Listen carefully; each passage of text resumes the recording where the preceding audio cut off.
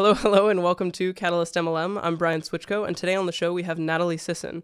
Natalie came from 8 years of corporate experience in marketing, communications, brand, and product management, left her home of New Zealand in 2006, and has been traveling the world living out of a suitcase ever since. She has traveled to 63 countries so far, founded a group called founded and grew the Suitcase Entrepreneur into a thriving online community with thousands of people listening in, learning from her. And she's also a contributor for Forbes, Under 30 CEO, Young Entrepreneur, Huffington Post, and many more. Thank you so much for being on. You're so welcome. Actually, it's now 66 countries. I should update that. That what you updated it last week, and now you have to add another 3? I did, yeah. I literally just did on my About page. And you are back in New Zealand right now. I'm back in my home country, which is quite lovely, yes, for about 7 weeks. So here for the summer, family, Christmas, good times. That's awesome. I still find it amazing that as much as you've traveled, you've still retained the amazing New Zealand accent. Oh, it's interesting because I'm here right now, so maybe it's a bit more prevalent, but when I'm traveling, I'm either told that I'm Canadian, English, whatever it may be. I never ever get the right accent. Mm-hmm. And then it's always a surprise. Well, to many, the decision to live a nomadic and albeit exciting life is complete craziness. And I think that you've gotten that before of like living out of a suitcase. I mean, did you have an aha moment that led you to that path? Like, what was it that really took you there? I don't know if I had an aha moment, but when I made my first online sale in my business, which my business was a blog, I was like, well, hang on a minute, I can do this from anywhere. So that's when I took off to go to Argentina and figured I'd try it in another country that I'd been wanting to go back and visit and live in. So that was like the moment where I was like, I think I can do this from anywhere. And then I actually spent 5 months in Argentina. But after that, every single place became shorter and shorter and shorter until it was like 2 days here and 5 days there. So then I very much realized I was just living out of my suitcase. That's awesome. And did you plan those, or did you, as they got shorter and shorter, you were just like, there, and started just wandering? Yeah, it's a good question. Kind of planned.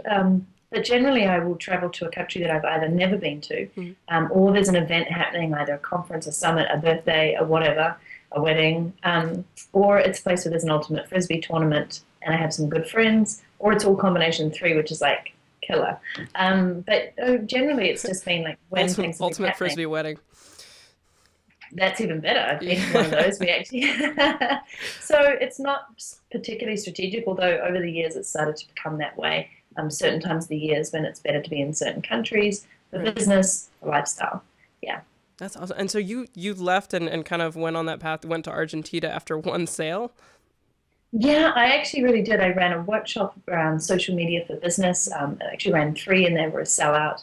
So I'd gone from like $0 for 6 months to $15,000 in a month. Wow. And I was like, let's see if I can turn this into an online course. Yeah. And I did. And I started traveling actually before I'd even done the online course. I left everything behind, like my entire network in Vancouver where I'd been, just everything that I knew. And all my friends were like, why are you doing this again?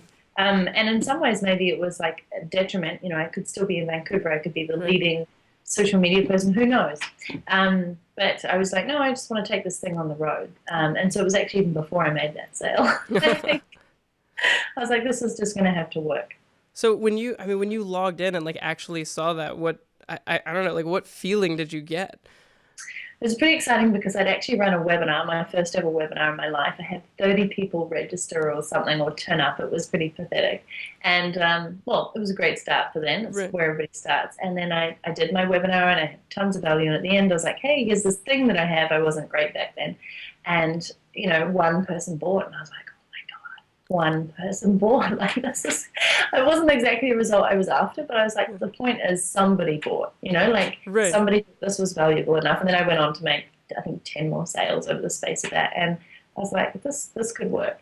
Yeah. So it was a great feeling, actually. It was like, wow, I think I suddenly just thought everything would go great from there. And now I'd hit on the winning formula and it really doesn't. Like, it's like this, but it was just the fact that was my start.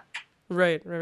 And when, so many people, they go to get started and they're kind of like scared. They want to have, some people want to have 10 backup plans. Some people just don't think it's possible. Some people think that, I have to get to a certain point or I have to start at a certain point.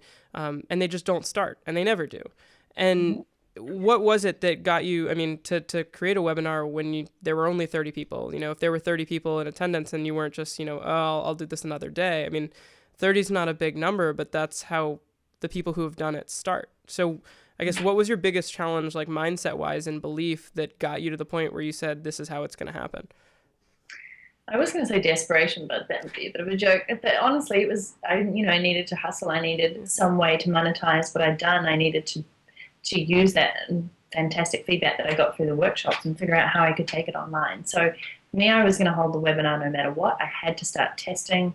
I had to start using these tools. I just had to try everything possible in order to, really figure out who was my ideal client and how was I going to create something of value for them. So I think it was part hustle, determination, persistence, and absolutely just the necessity of having to drive my own business. Sounds like the recipe to the cake of success.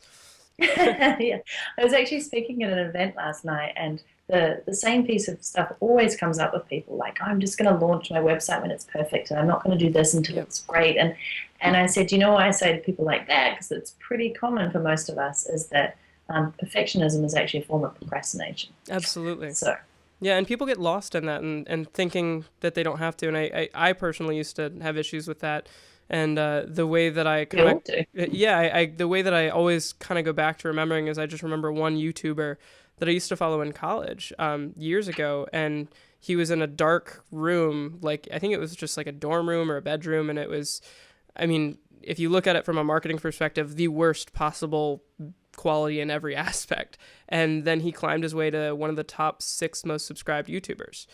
And he did it just because he started and it was consistent. And a lot of people tend to forget that. Mm-hmm. So what was the actual content of the webinar? What were you giving to people? So I was essentially talking about the top trends in social media and how you can go about using them for business, how you can get started, and the kind of the keys and the strategies to showing up and building an engaged audience and using the power of it. So it was almost everything like condensed from my workshop into a valuable thing where they would be learning a couple of tips and I'd be guiding them along, but you can't obviously teach somebody in the space of 60 minutes everything about social media. So it was all leading up to obviously giving enough value, building my trust and credibility, and then going on to say, hey, I've actually got this fantastic course and it's amazing and you're going to love it. Yeah. And a lot of people kind of, I think, fall into the trap of doing a webinar that's, basically just a sales pitch for the other thing. And I know that everything that you've ever done, everything that you put out there, it's valuable even if no one takes extra steps. Mm-hmm. And it still helps.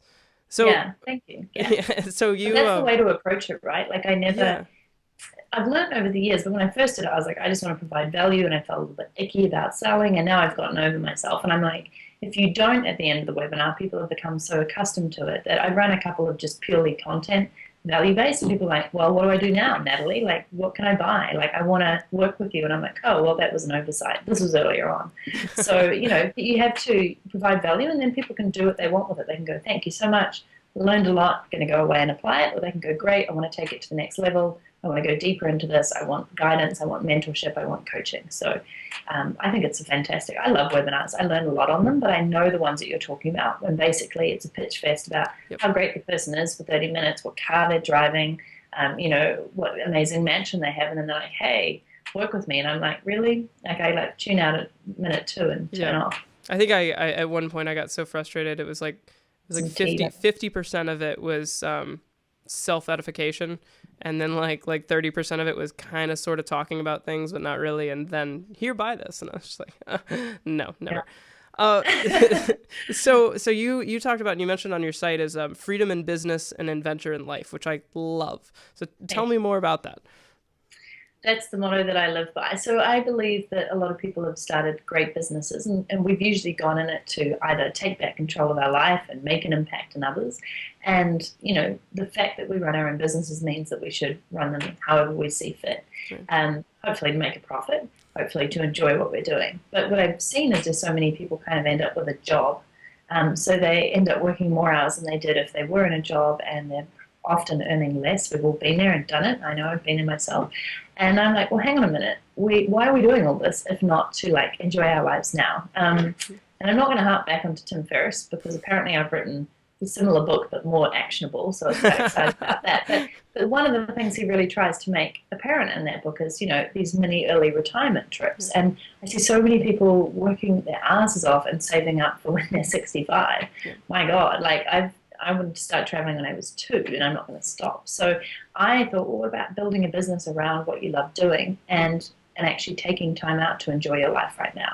So what I'm just trying to get people to do is say, look, build a business that allows you to have more freedom in your life, freedom in whatever way that looks like to you. It may be that you want to work from a cafe for a day, maybe that you want to take half a day off, maybe that you want to bring your weekend into the middle of the week. It's up to you to do what you want. Maybe that you go and live in another country for 3 months and you work and you enjoy the adventure of being in a new place. So that's really what I'm trying to get people to think about. And the adventure side is not, go off dragon boating or biking down Africa like I did, but put a little bit more adventure in your day. I mean, are you even discovering your own city where you are? Yep. How often do you take time out to go and just be a tourist or discover things and actually break up your business with a real life and enjoy it that much more? Yeah, absolutely. And I know that the tourist in your own city thing, it seems kind of trivial, but I mean, there's it's a beer tour in the city where I am, and it took me 6 years of living here before I actually did it, and it was amazing, and I learned stuff about the places that all my friends work. And that's awesome. Yeah, it was tasty too. So, I mean, people often ask, because that to so many people, especially in network marketing, when people are getting started, they haven't seen the checks, they haven't built a business yet. So the idea of building up that income and being able to do that and have that flexibility, that freedom seems far off, if not impossible. And the question that I always ask, love asking in every context is, if time and money were unlimited, what would you do? Because that you talked about, doing the thing that you love, building business around the thing that you love. And all too often people jump to answer I travel the world, and that's just what they jump to, but they don't ever actually do it. So what would you say are some of the most common hangups to people actually acting and be it network marketing or otherwise, taking action to get there?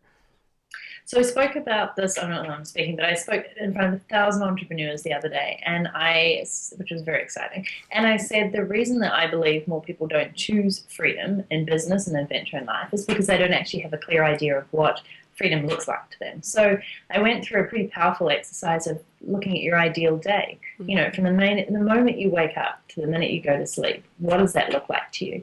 And I asked the whole audience, I said, who here can tell me vividly, clearly, what their ideal day looks, smells, feels like, from the beginning when they wake up? And I think about 5 hands went up in the audience, and I was like, well, that just kind of proves a point, because I was the same. I used to be like, I want to have this great business, and I want to travel the world, which I was doing, but I hadn't really ever worked out, well, what does my ideal day look like? And so my thing to them was, you can start putting little bits of your ideal day into every single day. So if your desire is to wake up and have an incredible healthy breakfast overlooking the water with your loved ones or your family, then why can't you make one day a week where you actually do get up a little earlier, no mobile phones, no distractions, somebody cooks breakfast, everybody, has a hand, and maybe you go down to the local lake or the river and you eat in front of the water, or maybe you just, I don't know, put a pool outside. I was going to ask if that was an option. Put up an image of the ocean, or have it playing on a big screen. I think YouTube has some looping videos of just ocean waves. Yeah. But the point is, it's more possible than to have more of these little ideal moments in your day, and that's what you're working towards, right? So is it that you want to take, as I said, the afternoon off to go and cycle around? Is it that you want to live by the beach, but you can't do that all the time, but could you go and visit it twice a week? Right. Do you just want to sit and read a book in a hammock, every so often, and enjoy that? And it's actually up to us to just say, yep, now's hammock reading time. So I think it's possible, and the question that you asked is, what are the hang-ups? Mm-hmm. I honestly don't think it's a hang-up. I just think it's a lack of clarity. Nobody ever really gets you to say, what do you really, really want to be doing every moment of the day? And the stronger your vision is for that, which takes time, not like it just comes to you, the more you will move towards it and absolutely love being in that place. So I think it's worthwhile looking towards. The only hang-up is us. It's just that we're just not clear on what we really want. Right. And that clarity is extremely powerful, but it takes time to develop. And I think your comment about, it's us is there's a TED Talk, which I love. I was telling someone the other day is that I love humorously educational. And it was a TED Talk on how someone hacked online dating. And that was the verdict of the whole thing, is that the algorithms that manage that kind of thing work, but we don't know ourselves well enough to define that. And it's something to think about. But I mean, taking the time to sit down and figure that out, to someone who maybe doesn't believe in that or doesn't see the connection between taking those little mini moments every day or once a week even, how do you think that those empower the full dream, the full vision? How does that carry over? Good question. By the way, I want to link to that TEDx Absolutely. video. That it is sounds hilarious. So I actually to give an example, I wrote up a painted picture at the start of this year. I was on a digital sabbatical in Malaysia. I had read Cameron Herold, who's the author of Double Double, and he talked about the power of a painted picture, which is kind of not your ideal day, but your ideal trajectory for business and life, planned out for 3 years, except you write it in the present tense. So it covers everything, like what sort of business do you want, customer service, your ideal clients, where you spend your time with your family and friends, the kind of rewards and the honors and things that you get. And it's quite a beautiful process to do. It took me around an hour and a half to 2 hours sitting on the side of a beach because I had some time off. And I was like, well, this is where I'd like to be in 3 years. I'd like to be this, and I'd like to be an angel investor in 5, and and I mapped it all out. And I put it up on SlideShare because I was like, you know what, he says to be public about it and ask people to help you to achieve your dreams. So I was like, well, I'm just going to put it on SlideShare. And it's had something like close to 15,000 views now, just nuts, and downloads and stuff. And so everybody knows my exact plan for my business in 3 years. But the thing is, so much of that has already come true. I wanted to write a #1 best-selling book, and I put it in that SlideShare. And then it got published, and it became a #1 best-selling book. I wanted to do more speaking. I want to speak in TEDx one day. I've already started getting more speaking gigs. I want to attract more of an ideal customer. I've actually started doing that with my new club that I've launched. So it's just been really interesting. And that's the business side. And then on the personal side, I had commitments to taking more retreats for myself, for surrounding myself with people, like-minded people who are living the life that I really wanted. And all of that's actually come to fruition. I don't even read it that much anymore, but I wrote it with so much intent, and I revisit it that it's kind of come true. And there's still things on there that are a stretch, but a lot of people read it and they're like, Natalie, I feel like you've already achieved this. Right. So that's just kind of the power of just taking a moment to get clear and then putting it out there publicly and working towards it. There's nothing that holds you to that more than accountability and a public statement. Yeah, absolutely. And so many people, I mean, especially in network marketing, this is probably the single most powerful reason that I love the industry, is that it's called personal development with a check attached. And and it was explained differently. Is it like 95% of being successful in the industry is working on yourself, and it's 5% business. And, I hear you saying this, and hear you saying about, doing these exercises and focusing and having that clarity and working towards it. It's not instant. You work for it. But it's sometimes hard for people to quantify that. They see that as, maybe I've go to way down the line, they see it as frou-frou, and there's no way that could work. But you have tons and tons of people who say that is the sole reason, that plus hard work, and it provides that method. Mm-hmm. I mean, what makes you different from everyone else who's had that same dream, and what makes you different in, the work of people who've tried and maybe failed? Did they not have the clarity, or did they not do it for long enough? What happened? I would say it's a combination of things, but for me it's been hustle. Hustle and determination. So I'm a pretty motivated person, very motivated and very driven for the right reasons. I will put something out there, and I'm always pushing myself to do more or achieve more, not without ever stopping to smell the roses and having a good time. But, I really feel we're put on this earth for one reason, that's to make the most of this life. So I'm driven by my community and by the results that I get, and the feedback that I get keeps spurring me to do more. But a lot of that was at a point where I was earning nothing and getting I feel like I was getting nowhere. I was building stuff, but I wasn't earning any money. Mm-hmm. And I was certainly very worried that I didn't have anything that even resembled a business. But I'm honestly sure it was hustle and a sense of belief in what I really wanted to achieve that got me through. And I think that's the only difference. I mean, there are times when you should drop what you're doing in network marketing if something is just not working out for you, it doesn't feel aligned, it's whatever. You're just putting in all the right effort and meeting all the right people, doing all the things that's not coming off, then I would probably look at, well, is it aligned with your values, etc. Right. Yeah, but, and I think people often confuse the method, the vehicle that they're driving, so to speak, the vehicle with whether or not to continue down the path. And, I've seen people who they'll do like a weekly meeting or something like that. And then after a year, they'll realize that they're not getting anything from it. So they'll say, I should not be doing it in this way. So they start doing something else, choose a different method, and are extremely successful. It doesn't, not talking about like a different company or anything like that, but just reevaluating and kind of standing up and looking at what you've got and then saying, do I want to continue or modify or change or whatever it may be. Mm-hmm. Yeah, definitely. So you teach people and your methods for revenue, income, same thing now, are, like digital products and program sales. Like you create those webinars, you record them, and then you sell the recordings, different training programs. You do affiliate marketing as well, which is very similar to network marketing, promoting a product, and then also sponsorship and advertising. But is that something that, anyone, what's the difference between people can do this and people should do this? Interesting question. So, I have 8 revenue streams, I've realized. Apparently most millionaires have 7, so I'm hoping that I might become a billionaire. But it's all just come organically, really. So I started with the digital product and program. Honestly, I started with the workshop, turned it into the online program. I went into coaching. Then I offered some more programs, some more digital products. Then I went into affiliates, because I was using all these products and programs. It's been very organic.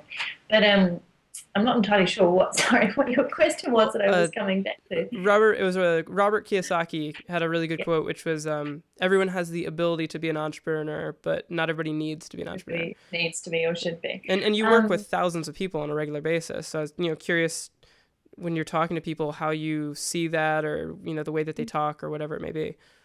Well, I'll caveat that. I work with hundreds of people on a regular basis. I have thousands of people who download my podcast or in my community, so I guess thousands. I'm reaching and touching. That sounds terrible, doesn't it? You do have yes, I am. We just took this down a notch. But honestly, I think you are right. I say to people quite often, if you are not prepared to put in the work to stick with this idea, to truly wholeheartedly back it up, and to do everything in your power to learn how to become better at what it is that you're doing, then, maybe entrepreneurship isn't for you. It's definitely a hard road. For some time there, I wasn't sure if I was cut out to be one, but it's recognizing your individual strengths and when you're in your zone of genius, and then building up a team, networks, mentors, and even your own virtual team to help you achieve that. So I now know that I've done enough, I like doing tests, personality tests, fit tests, and I'm the supposedly star performer. I should be out the front. I should be doing the interviews. I should be speaking. I should be teaching, spreading the word and coaching. That is my natural kind of method. I'm actually pretty good at the follow-up and the detail and the planning, but that's not my main zone of genius. So that's where I build my team to help me stay true to that and do it. And I think that's where entrepreneurs kind of go wrong. A lot of people there are a lot of entrepreneurs who are ideas people, like this big, bright, shiny idea, but they're never very good at backing that up. They don't have the strategy or the foundations behind it. They don't want to do the work or the detail. That doesn't mean that they shouldn't be an entrepreneur, but potentially they should go out and align themselves or partner with people who have the organizational strengths to get them to get that idea off the ground. Yeah, and I was running on snow-covered ice yesterday, and I was like, this is a really good exercise for balance and focus. And if the people they have the skill, they have the ability, they have the drive and the need to hustle, or the want to hustle, but they do it everywhere, and they don't really get anything accomplished. I think that's really powerful, just the method of either narrowing the focus and making it a jet of water pushed out of a fire hose, or partnering with someone that can help you do that. It's definitely really, really powerful. How have you, I guess it's really a difficult question to ask, but how have you progressed from leaving and just kind of becoming your beginnings in Argentina to where you are now? Because a lot of people hear, okay, 8 income streams, things that I may, like digital marketing, webinars. I don't know how to do a webinar. I can't hire a virtual assistant. They may hear that as being really big. What is the short progression? Was it natural, or did you have a plan and you followed it, or how did that work? I would love to say that I had a plan, but I didn't. I just looked at, for a long time I was just like, I need to get some revenue in the door, because I've given away all this stuff for free for so long, and I can't survive on nothing. Empanadas are pretty cheap in Argentina, but you can't live on those alone. So it was a natural progression, and as I was learning about the art of online marketing, how to become a better copywriter, how to design a better website. You know, I wasn't the designer, but all the things that you need to, there's so many moving parts to building an online business, and marketing is obviously a massive part of that. As I became better or learned more in that area, I guess I just looked at, well, how can I use this tool next? Like, I'm a huge fan of using online tools. So I'd be like, webinars seem like a really interesting concept. They seem like a place where you get to educate people, but it's more personal. You can share a lot in the space of 45 minutes to an hour. Maybe I'll try one of those. So really, for me, it was kind of like trial and error. Yeah. And then looking at what I did best and which of those ones felt good to me. So my podcast, you know, when I started it, I really didn't put a ton of effort into it. I just wanted to interview interesting people because it's fun, as you know. I have no idea what that's like. That was sarcasm. I have like a flashing sarcasm hashtag. So, you know, that's now become something that I absolutely adore. So there were a few things that I dropped that I just wasn't enjoying as much. So it's really been just for me, like not throwing spaghetti at a wall and seeing what sticks, but really going, okay, which of these tools are being used by the most effective businesses out there, entrepreneurs, online marketers, network marketers, and just going, well, they're using it in an interesting way. Could I use it as well? But could I put my own spin on it? Right. How does that fit in with the alignment of my business? Will this allow me to get more traffic, grow my list, make more sales? Yes, no, how much time and effort is involved? Can I do it from my laptop and my smartphone? Because that's obviously a big thing for me. Right. Does it require huge amounts of resources? So that's kind of how I did it. And also a big thing was just listening to my community. Mm-hmm. I'm a big person for asking my community, what do you want? What do you want to know about? What are you struggling with? How can I help you? Which is the best way that you learn? Do you like audio? Do you like video? Do you like written? And every time, I almost surveyed them too much. Like every quarter, I'd be like, hey, from that, I would go, right, well, they're always short of time, money, etc. And so I would just be creating products and programs around their problems, really. That's awesome. And it's great, too, because, I mean, I think I've seen you do this before where you ask someone what they're struggling with, and then you partner with people who have the answer.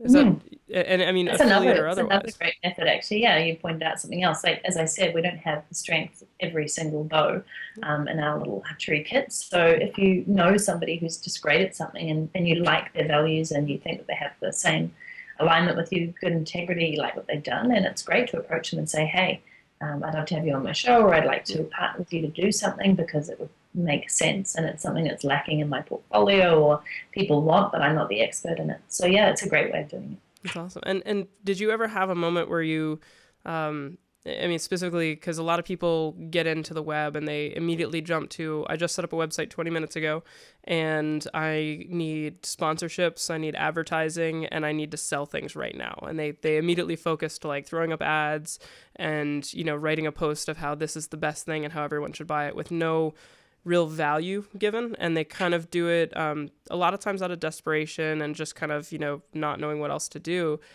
Have you ever done something that you kind of like it didn't feel right and it kind of felt icky and you stopped doing it?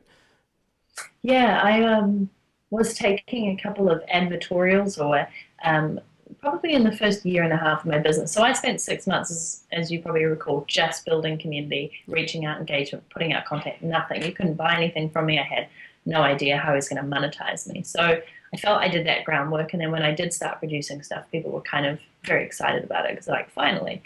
But I was at some point getting quite a lot of offers to have links, or could we put up a blog post and we'll pay you for it? Yeah. And I'd always have full editorial rights. But I found I stopped that pretty quickly, probably within 2 to 3 months. I'd only allow a few each month.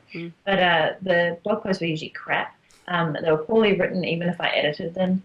And I just felt that it was actually deteriorating the quality of my site because people didn't read them as much, they didn't enjoy them as much. And then when I'd post, they'd be like back on there.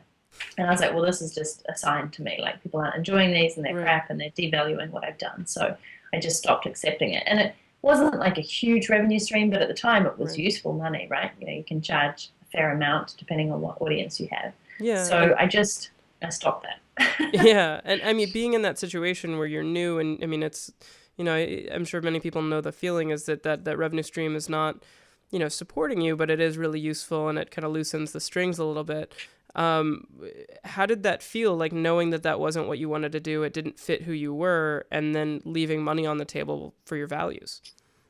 It actually felt really good because it wasn't making me feel great before. I just kind of felt like a bit of a phony, and I was like, why am I doing this just for the money? I'm sure I could be actually creating my own things and making more that way and adding more value.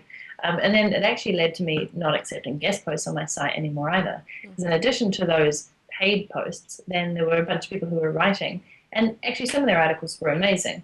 But I still noticed that my community preferred my style of writing and what I was putting out, or podcasts and interviews. And I was like, we're actually taking up time. I can't post as much because I'm spending a lot of time putting up their content. They get the benefits of my audience and community and reach, and in return, they don't do anything else. So I was like, I'm going to stop that as well.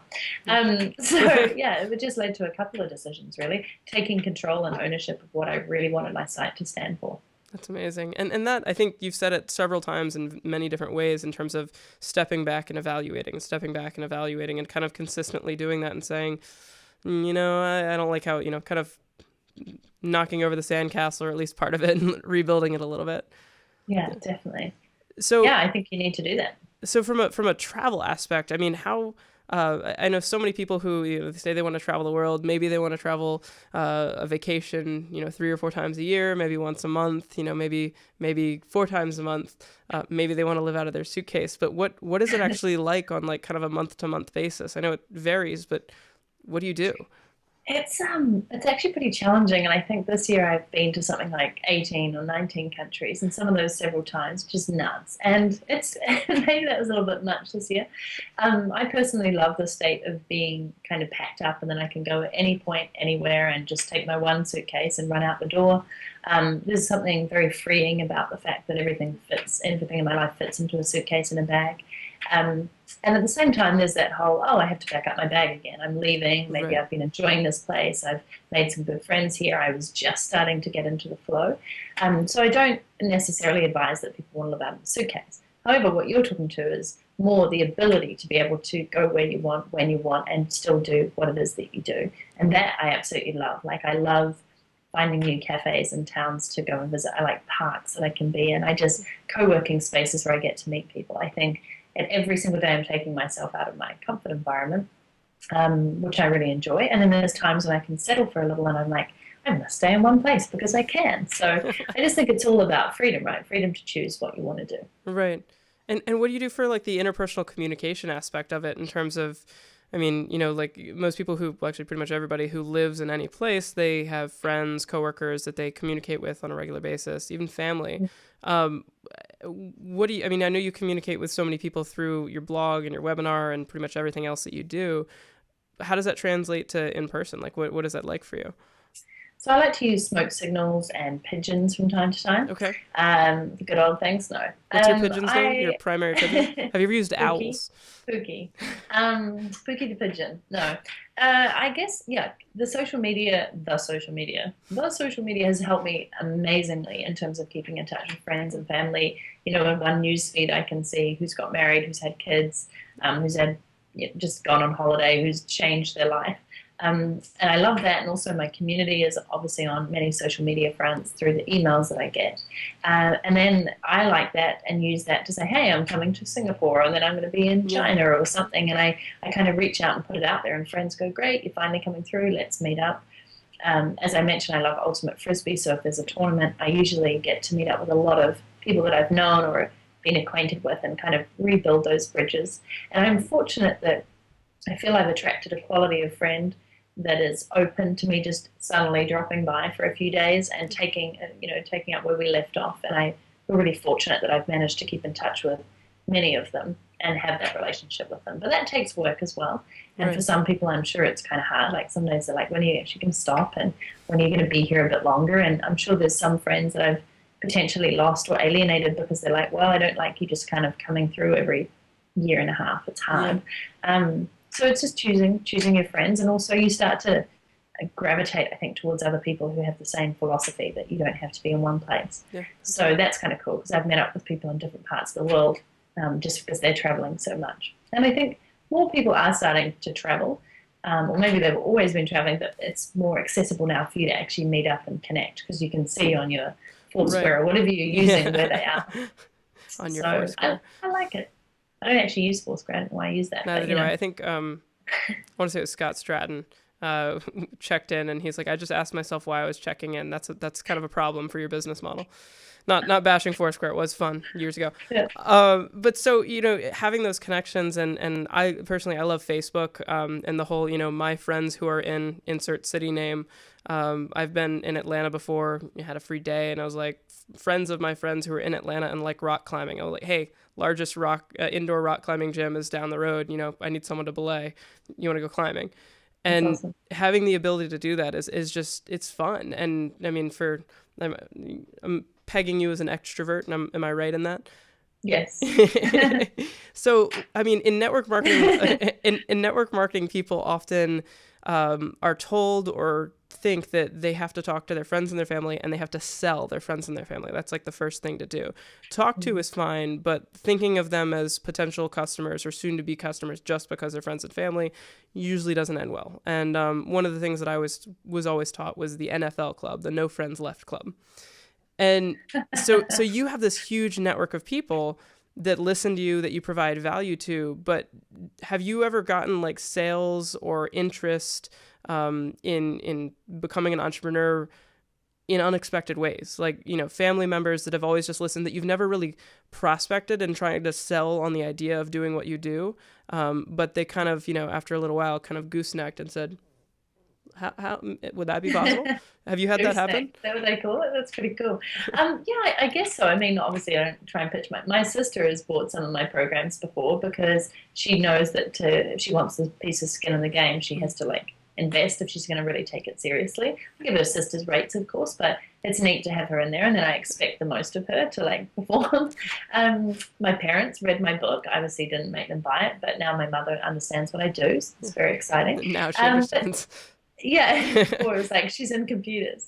No, they adore what I'm doing. They think it's great, but it is a bit hard for some people to understand. So to answer your question, yeah, I think inadvertently, just a lot of my friends. That's interesting. You mentioned Facebook. Whenever I go traveling and I meet up with a lot of them, they're like, "Oh, I saw on Facebook that you were doing this," and a lot of people have really just sent me messages and said, "It's so great to see your growth, and so congrats on the book, and I loved your latest video, and I read your latest post," and I'm like, "Oh, that's really cool." And a few of them have actually bought over the years, but it's mainly because I've never ever pushed them unless I think it's something that they definitely would want. But ultimately, if they're a member of my community, they'll get treated just like all my rest of my tribe. Yeah. And they're usually in it for a reason. Like they're either interested in what I'm doing, or they need help with that thing, or they just want to be part of it. So I hear what you're saying, but I would never naturally canvas my friends and family. The way I do it, I think, is through my absolute enthusiasm for what I'm doing. So that's the way I'd sell them on. I'd be like, "Oh, I'm so excited about this," and then they get excited about it, and then, before you know it, they're on board, or they're helping you, or they're buying, or whatever. Yeah, and I think that's, I mean, it's a really good methodology, because a lot of, I think, affiliate marketers that kind of offer education and teach other affiliate marketers are very successful. And there's a long list of those, or people like yourself who have a really engaged community. It's not a thought. It just kind of happens. Whereas a lot of people fall into the trap in network marketing where it's easier to pitch. And that doesn't really work out too well, actually rarely ever, especially when the pitches aren't, as we were talking about before, they aren't matched up to who you're talking to, and then it becomes more and more disingenuous, and people just don't connect with it. So I think that you're a really good model for that, and a really good model for having that genuine connection with no expectation. Strike a pose. Yeah, it's taken a while though, because I definitely remember in the early days when I wasn't quite sure. Sometimes I'd be so excited about something. I'd be like, "Oh my God, you guys should definitely get in on this," whether it's a product or a program I was recommending. And I did have a few friends back then in the days of new stuff on social media who were like, "Natalie, I think you pitch a little bit too often," or "I think you're selling stuff." And I was like, "Oh, okay, thanks so much for the feedback," because I realized that maybe my enthusiasm didn't translate as well onto Facebook, and it did come across as salesy. I sometimes catch myself every so often now, and I rewrite something because I'm like, that's not actually inviting them to ask a question, to share it, or to say this could be useful for me. It's more just, here it is. Yeah. So I think it's just always checking yourself, right? And I think a lot of people use social media in particular in the wrong way.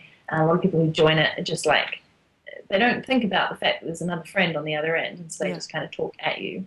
Tell me more about. I learned my lesson. Tell me more about the catching yourself, because a few people have talked about that. But tell me more about how that happens, and like when you're writing a post and you're just like, not so much. Well, even so recently, I realized, I've been on social media for years. I love it. I've built my entire business on it. I couldn't live without it. But it can get tiring, and it can get frustrating, and you can be caught kind of doing the same stuff, you sort of see what works for you. And I was like, I just looked back at some of my feeds and Google Plus and everywhere, and I was like, am I proud and happy to put that out there? Is this making people think? Is it leaving them with a question? Is this how I want to read something? And I looked at what other people have been doing, actually, and I was like, I really like how, for example, Srini Rao posts on Facebook. He's always very thoughtful. He's kind of just blurting out what he's thinking in his head to start a conversation. And then there's Ryan Hanley on Google Plus, who's always sharing interesting links, but he puts like a personal write-up with it. And I was like, I think I just become a little lazy. Yeah. So I was catching myself and just going, well, I'm not just going to say, hey, new podcast is out with the title. I'd be like, I'm really excited about this podcast because we delved into blah. And I know a lot of you have been talking about this. And so I think you're going to find this interesting from this point of view and just putting more thought into it. And it's actually really worked. Like even in the past couple of weeks, just engagement and questions and sharing and comments from people. So it's just worthwhile putting in the extra effort. Yeah, that's a great, I guess, simple thing that people can do, because so often I always say that I hate the words check this out. Like my 3, like I just no, because every time they're ever used, it's very I've never had any results with it. You're a data person too, so maybe we'll talk afterwards. But getting engaging with people and talking why they have that content, and that's why I've always followed and been like, oh okay, I am interested in that. So who else do you listen to? Where do you learn that from? How do you get that language other than testing it yourself? Yeah, there's a number of friends in my community who I think do a great job. Pam Slin, Mike Kutowski, and I've just watched and learned over the time and thought I really like the way they're people and they're personal. I listen to podcasts and I just understand how people ask questions. Learn from a lot of the people who are talking about Psych 101, like Derek Halpern and David Siteman Garland. How do you build a brand? How do you be personal? How do you inject that in? So I'm just very curious. I tend to sign up for newsletters to see how those people write, and then I'll get rid of them if it's not aligned with me, or there's purposes. But it's always reading different types of sites that may be completely unrelated to your network marketing or whatever you're doing, going, how do comedians view this? How do scientists view this? How do futurists talk about this? Just to kind of expand your mind and then come back to it. And then, of course, you have to look at the major brands who are just doing an incredible job and what moves they're making and how could you apply that to your own business and your own audience. So it's just about being curious about the world. Yeah, I like that. Curiosity it doesn't kill cats, it inspires businesses. I was just thinking, why is that? Where did that come from? Curiosity killed the cat. I get it. It's kind of morbid. And got smacked by a car. Well, it's kind of morbid when you think about it, because it's like, oh, I'm curious about, granted, whatever the curiosity may be, it's like, don't be curious. Which curiosity, it seems like, I don't know. I'm now going to do a bunch of research on where that came from.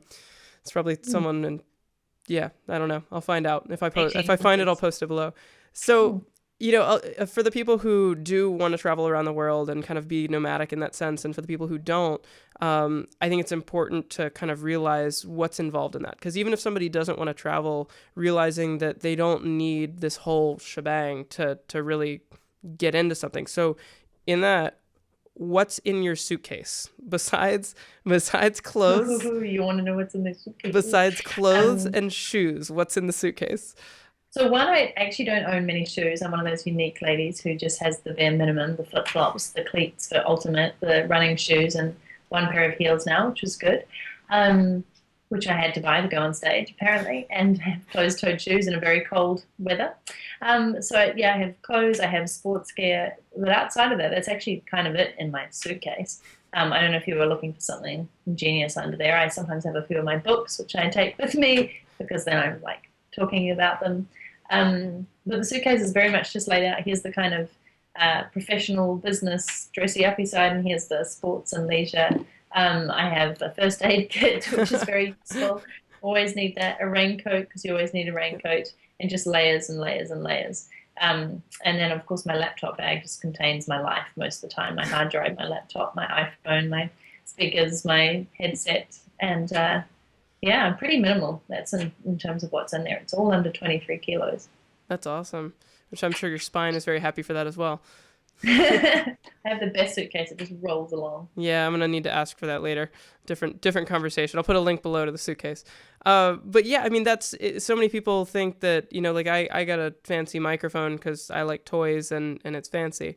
But I didn't, it wasn't needed. Like people can get started with just something very bare minimum. I've seen people build massive communities using, the Apple headphones. So I think that was, it's a really good thing for people to see and to remember, even if they're not traveling a lot. It's really just not much. You can get started with anything. Mm-hmm. So yeah, well, this is what I use for my podcast. People are like, what? And I'm like, yeah, the Logitech USB port. It's recommended by John Lee Dumas, but I can't take one of those in my suitcase. Yeah, that's right. We said we were going to do. Yep. That'll be the thumbnail right there. Yeah. So what's something actionable that someone in a network marketing business can do if they're looking to build a community, or if they're looking to get more into having a web presence, a social presence? What's something that they can do to figure out that path and kind of have a clear vision of what they should do to get there?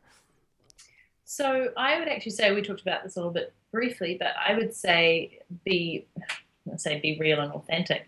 But there's a lot of things online that get replicated, especially with network marketing, whereby like, here's the standard system we've used, or here's what we recommend. And I think it's good to step outside of that and really put yourself at the forefront, especially if you're the person promoting products, services, whatever it may be, and stepping away from the good old yellow arrows and red flashing things and the buy now and check it out, and just putting your own personal spin on it. Exactly. So people are going to buy into you. And if you at any point change the products or the services that you're promoting and you move into other areas, your personal brand will always remain true. So I would suggest to people to build up your personal brand, your credibility, the results you've got, or the things that you're selling and marketing in a way that leaves you still with a very strong, Natalie's a legit person. Whatever she's talking about, I always feel that she's reviewed it, she believes in it, she's tested it, and she knows it's for me. And so I'd say that would be the most important things. Build your personal brand. That's awesome. And so and kind of an addendum to that is, when you meet someone for the first time that's been a part of your community, maybe you travel somewhere and you meet them, have you ever had people like feel like they know you when they've never met you? Yeah, definitely. Like when I was at World Domination Summit this year, I had people come out saying, Natalie, it's Jenny. And I'm like, awesome. And I'm like quickly going through my brain trying to think if I know their Twitter profile or something, because there's just a lot of people who've been reading my stuff and seeing my videos and listening to me. And I'm in their head or in front of them every day. And I like to think that I know a lot of my audience, but I can't possibly. Right. And there was a lady that came up to me last night when I was speaking, and she said, I've actually been in your community for 3.5 years. And I was like, wow, you stuck around with me that long? Thank you. And she bought my book. It was just really amazing. So I feel, a lot of people think they really know you, and they say, oh, I loved it when you went to Vietnam, and oh my gosh, your bag almost got snatched. How did that feel? And I'm like, oh, wow, these people listen and they read, and it's really cool. And it doesn't seem creepy. It's loving and nice. No, I haven't had any creepers or stalkers. No, so I meant just that like they know everything about you. Yeah. But it's awesome that you put it out there, and really that you connect with people, and it's very, very true through your content that you show that you care, and you really do. And I think that that's probably one of the big reasons why people stick around. If you have a bad blog post, that never happens though, that they stay around. So I mean, thank you so much for coming on and sharing your story and your advice and your insight. It's absolutely amazing. I'm going to have links below to everything, TED Talk, suitcases, and all that jazz in the flashing box below. With big orange and yellow arrows. Yes. And highlighter. Both do this simultaneously. Something will pop. No, it's not. Thank you so much again for coming on. Thank you very much. It's been awesome.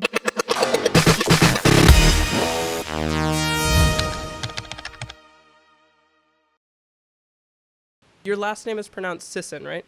Mm-hmm. Okay. Well, apart from when you go to France and they say, Natalie Sisson, and I'm like, oh, okay, you can say that anytime you want. I was going to say that sounds really suave.